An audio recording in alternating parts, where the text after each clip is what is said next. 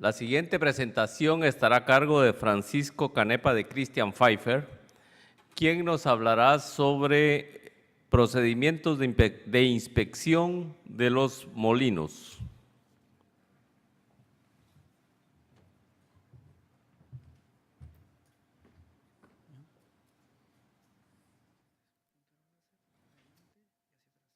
Listo, perfecto. Sí, perfecto. Bueno, hola a todos, buenos días. Con algunos de ustedes ya nos hemos visto por ahí. Ya tengo 19 minutos, he perdido un minuto colocándome esto, así que voy a intentar de ir rápido. La intención de la presentación del día de hoy de Christian Pfeiffer es tener un protocolo de actuación, un protocolo de procedimiento de inspección de molinos de bolas. Nosotros tenemos claro que hay nuevas tecnologías, etcétera. También vamos en ese camino, pero seguimos encontrándonos en las plantas con que todavía hay muchos molinos de bolas en funcionamiento y optimizando ciertos puntos de estos molinos de bolas. En otros seminarios que ya nos hemos visto, hemos hablado de partes internas del molino, etcétera. Podemos lograr una eficiencia mucho más alta de los sistemas. Acá no estamos hablando de inversiones, estamos hablando de puramente mantenimiento y procedimientos de inspección. Como dicen la gente de procesos, no hay mejor cura que la prevención.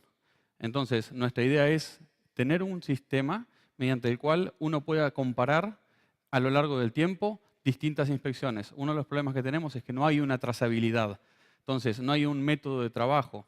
Entonces, al no haber un método de trabajo y una trazabilidad, nos encontramos con que no es comparable un dato con otro. La intención de esta presentación es apuntar a que haya un protocolo de actuación.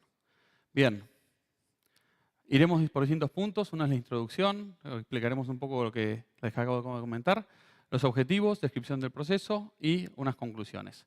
Bien, los controles consisten en medidas y análisis de parámetros para tener de una forma frecuente y continua datos reales y medibles a lo largo del tiempo. Christian Pfeiffer aconseja periódicamente ciertos controles y ciertos análisis, que es una auditoría anual, que es como el health check, digamos, completo de la planta de molienda, en donde ustedes ven un poco los distintos puntos que intentamos que ustedes mismos analicen, y algunos otros que tienen que ser trimestrales. Esto es siempre como mínimo. Obviamente que siempre podemos ir a más, siempre podemos hacerlo más continuamente en el caso que sospechemos de algún tipo de problema. Si no hay ningún tipo de problema y tenemos un circuito estable en el que no encontramos ningún tipo de inconvenientes ni diferencias a lo largo del tiempo, esto sería lo mínimo que deberíamos hacer. Entonces ahora vamos a empezar paso a paso a ver cada uno de estos puntos. Bien. Los controles son importantes, como decía antes, con el fin de construir una base de conocimientos y poder hacer una trazabilidad en el tiempo. Grabar los datos y mostrarlos siempre con tendencias para un rápido y fácil análisis. Bien. Hay datos que antes de hacer una inspección consideramos que son fundamentales. Tipo de cemento a moler, toneladas de sodas producidas, capacidad de los equipos, potencias. Todos estos datos, molturabilidad del material, tenemos que tenerlos antes de empezar la inspección. Aquí empezamos con la parte de granulometría. ¿Qué puntos analizar? ¿Qué puntos son importantes tener en cuenta? La granulometría en el circuito debemos analizarla desde el principio hasta el final. Está claro que hay distintos sistemas y hay distintos procedimientos para hacerlo. Nosotros aconsejamos que siempre al principio del circuito, en los puntos donde tenemos las cintas dosificadoras, no solo se analice la granulometría, sino que también se analice la molturabilidad de los materiales. A partir de ahí ya podemos dedicarnos solo a granulometría. Siempre, cuando hacemos los distintos puntos de análisis de granulometría, etc., aconsejamos que desde el punto inicial de donde empieza el molino en adelante, se haga un pretamizado de 300 micras. ¿Por qué? Ustedes saben que la forma de analizar la distribución granulométrica dentro del molino y de ahí en adelante, la más eficiente es con láser. Entonces, no podemos trabajar con equipos de láser, dependiendo del equipo, de 300 a 450 micras para arriba. Esto generalmente daña a los equipos de láser. Entonces, nuestro consejo es, hagan un precribado quiten todo lo que es mayor a 300 a 450 micras, dependiendo del equipo de láser que tengan, pero sí considérenlo dentro de los parámetros. El otro día estábamos haciendo una inspección y comentaba esto, y me decían, bueno, pero eso sería mentir al sistema. Si estoy quitando las partículas mayores a 300 micras o 450 micras y no las tengo en cuenta, los datos van a ser erróneos. Y es cierto. Nosotros lo que aconsejamos es que no varía mucho, porque generalmente eso, si lo tenemos en cuenta, por ejemplo, un circuito del separador, todo lo que es superior a 300 micras tendría que estar por debajo del 3,7%. Lo tenemos que evaluar, pero eso lo podemos hacer con un pretamizado y hacer escalas de 300, 450 y 600 micras. Todo lo que está por debajo tiene que ir con láser. ¿Por qué? Porque no podemos hacer un tamizado con menor a 25 micras. Las fuerzas a la superficie son muy altas, tenemos lo que es fuerzas estáticas, etcétera, que nos van a interrumpir bastante y hacer un análisis poco fiable. Bien, los puntos a tener en cuenta, como ven aquí, son 10 kilos en la muestra de materiales de alimentación. Tenemos que analizar por cada test, que esto es muy importante. El circuito debe estar funcionando establemente por lo menos 24 horas. Lo que les van a decir un gerente de procesos o un ingeniero de procesos es que lo hagan una semana estable y empiecen a hacer el análisis de inspección, ya sea auditoría o inspección de molienda. En la parte lógica y la parte práctica, 24 horas es suficiente. Entonces, en esas 24 horas debemos tomar muestras, una por test del material de alimentación, 10 kilos por material de alimentación, medir, en el caso del clinker, la temperatura y en el caso de los siguientes materiales, solo la humedad. Hacer tamizado de 50, 25, etcétera, milímetros, y en la parte del material salida del molino en adelante, solamente 0,5 kilogramos por muestra, y en cada muestra medir temperatura y hacer 1 por hora. 1 por hora constantemente hasta terminar el análisis, que serían 24 horas como estamos diciendo. Bien, el precribado, como decía, con tamiz de 300 micras es con la intención de sacar partículas que no se tienen en cuenta, sino que dañan el equipo de análisis. Y analizar la finura y el blame. Bien, ¿cómo hacer un test axial? El test axial es básico para determinar partes internas del molino, para saber si las partes internas están funcionando correctamente. Entonces, nos encontramos no solo, digamos, las partes internas, sino también determinar la carga de cuerpos moledores. Este es el factor principal. Bien, lo que vemos aquí es cómo nosotros aconsejamos hacer un muestreo axial. Nunca debemos tomar el material que hay por encima de los cuerpos moledores. Cuando ustedes paran para hacer un test axial, todo lo que está por encima es fino. Entonces, no va a ser una muestra real. Por lo menos tenemos que excavar 20 centímetros en cada punto a lo largo del molino en un corte axial. Debemos hacerlo cada metro, empezando a 50 centímetros del testero de estrada y terminando por lo menos a 50 centímetros del diafragma intermedio. Y en 3 puntos a lo ancho del molino, en un corte radial, como ven en la imagen, ¿no? Aquí. Siempre los puntos que tengan en cuenta para tomar material de los costados tienen que ser un punto intermedio entre el blindaje y el punto medio. Siempre el molino tiene que estar plano. Sé que hay algunas cosas que por ahí comento que parecen básicas, pero en este protocolo, ¿qué nos aseguramos? Si ustedes hacen un protocolo interno, es que todas las personas que hagan ese test sigan una guía y no se salten ningún paso. Bueno, como decía, 20 centímetros es lo mínimo que aconsejamos de profundidad para tomar material de muestra. Tenemos que quitar todo lo que son cuerpos moledores, está claro, y también quitar todos los materiales mayores, como decíamos, a 300 micras. Tenerlo en cuenta si son NIPS, como decimos, si son materiales no molidos, y quitar lo que sea, por supuesto, chatarra. Bien. Un tema importante es el peso. En un primer compartimento, en la primera cámara, de 1 o 2 kilos por muestra, y en un segundo compartimento, 0,5 kilos ya es más que suficiente. Bien. A lo largo también tenemos que medir la altura libre. La altura libre nos va a dar la carga moledora, el grado de llenado. Una cosa muy importante, cuando generalmente hacen un test axial, si a la vez van a hacer la altura libre para determinar dónde tenemos la carga moledora, tener en cuenta de que va a estar inflada la carga moledora, no va a ser un dato real. Entonces, hay un 3% de diferencia entre no cortar alimentación 10 minutos antes y hacerlo. Si nosotros cortamos la alimentación y dejamos correr el molino 10 minutos, la diferencia es un 3%. O sea que si hacen todo en la misma inspección, tener en cuenta para si es un 28% de la carga moledora le sale con material en un crash stop, en una parada súbita, pues dividirlo por 1.03 para tener la carga real de cuerpos moledores. Bien, a lo largo del eje tenemos que considerar que una primera cámara tiene que tener una cantidad de material, eso siempre en un crash stop, en una parada súbita, de la mitad del cuerpo moledor aproximadamente, eso en la primera cámara. En cambio, en la segunda, ¿por qué? Una cosa muy importante que siempre me preguntan, si tengo un poco de más, no me influencia demasiado, sí influencia mucho. Ustedes han visto por ahí en otras presentaciones que hemos hecho sobre nuestro blindaje, el tema de cómo mueve el cuerpo moledor, el recorrido que hace dentro del molino, qué importante que es que suba hasta cierto punto para que caiga y tenga una acción propia de molienda. Si nosotros tenemos más carga de material de la que deberíamos tener, que es a la mitad de los cuerpos moledores, lo que hacemos es modificar ese trayecto del cuerpo moledor. Ya no sube el punto que tiene que caer.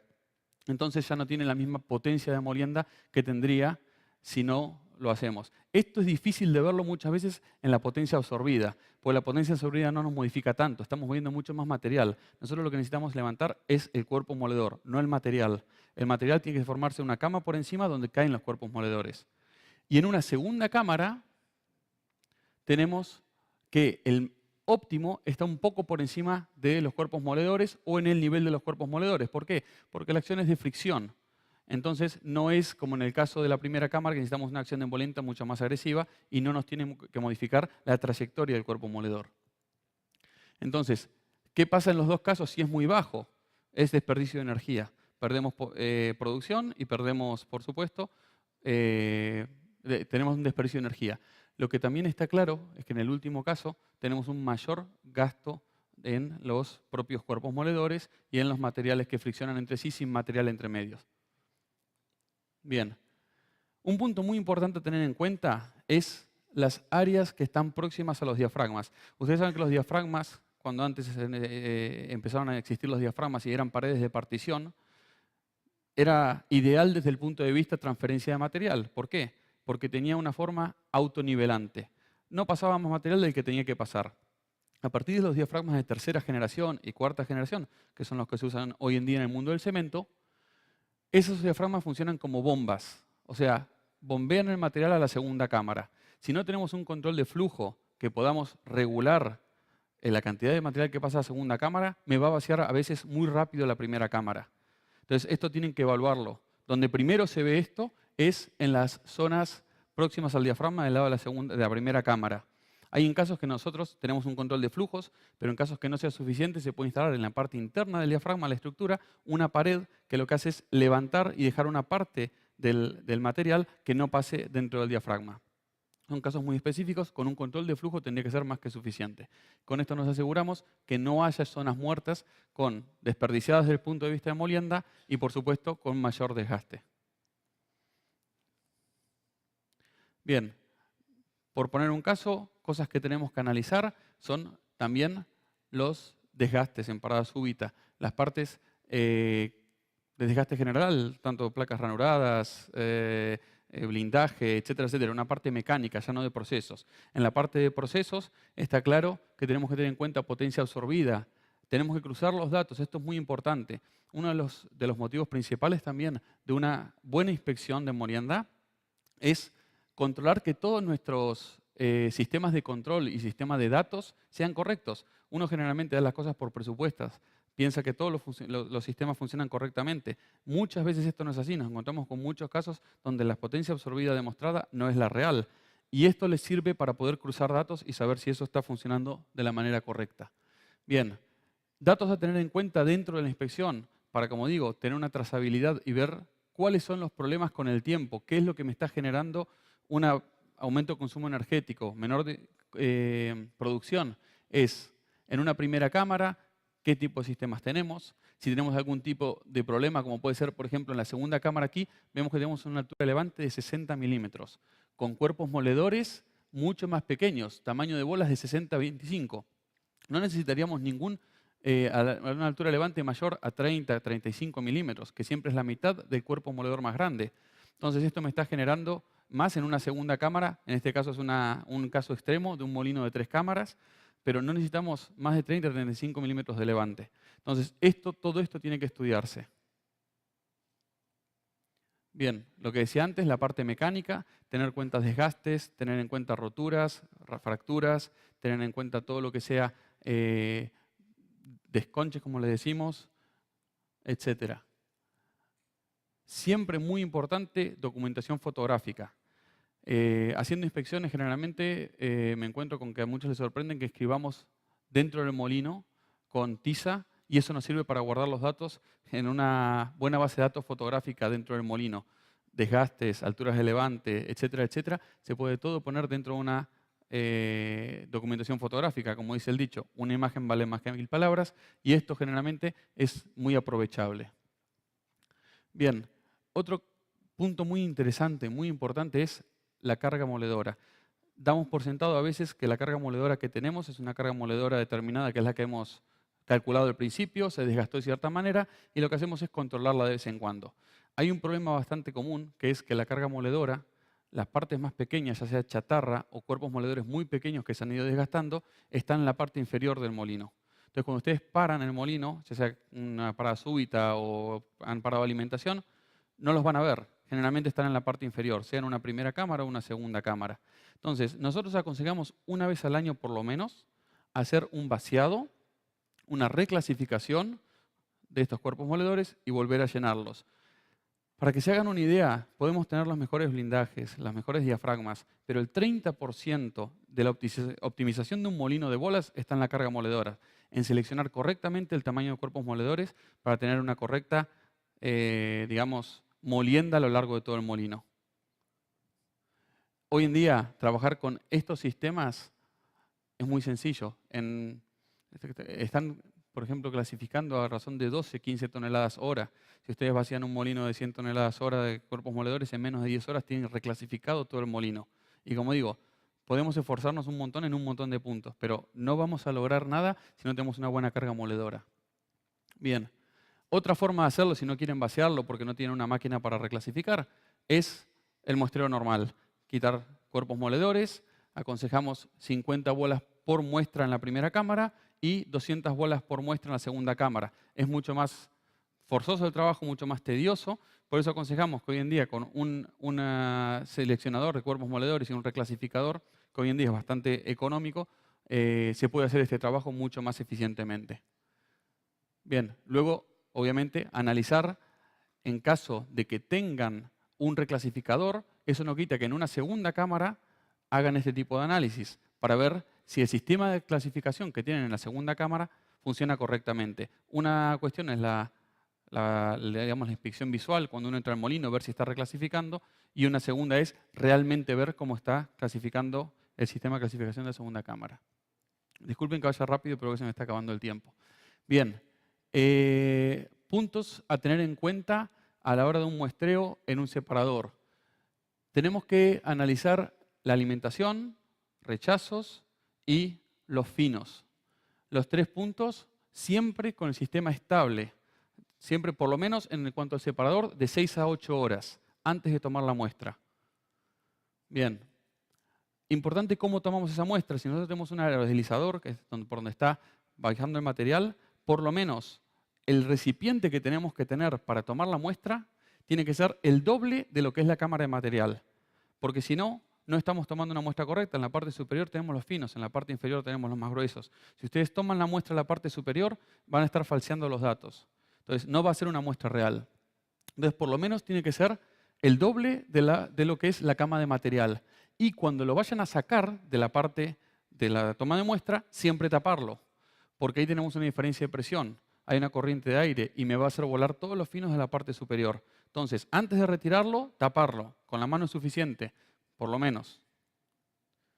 Bien, sistemas para medir flujos. Los flujos de aire son muy importantes. Se pueden tener unas ganancias muy importantes en producción solamente midiendo los flujos de aire de todo el circuito. Como digo, damos por entendido muchas veces que todo el sistema está funcionando correctamente y muchas veces piezas de desgaste de los ventiladores, fugas de aire, etcétera, hacen que el sistema no funcione como al principio y si no lo analizamos nos podemos pasar de este tipo. Bien, esto es un sistema que es el PITOT, que es una forma muy eficiente de medir los sitios donde tenemos difícil acceso y para ductos, no ductos con mucho polvo, tienen que ser ductos limpios. Para ductos limpios tenemos el siguiente sistema, que es el Type Tube, el S-Type Tube, que es otra forma de medirlo, donde tenemos que tener un factor de corrección, pero nos permite medir donde hay mucho polvo. Bien.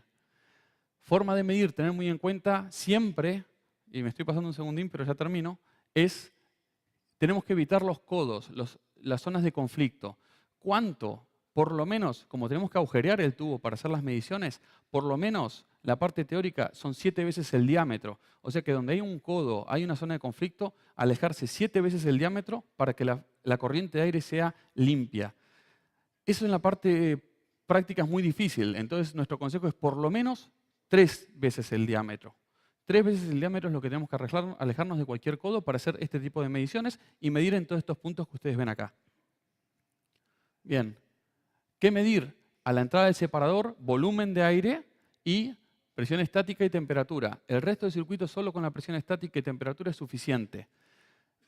¿Por qué es muy importante? Es muy importante porque podemos tener problemas en el separador que como no los revisamos cotidianamente, estamos teniendo obstrucciones. Por ejemplo, cuando vemos la presión a la entrada y la salida del separador, si hay una diferencia muy grande, tenemos algún tipo de obstrucción, capaz que en las celosías, cantidad de material en lo que es el espiral, etcétera, etcétera. Entonces, todo eso debemos controlarlo.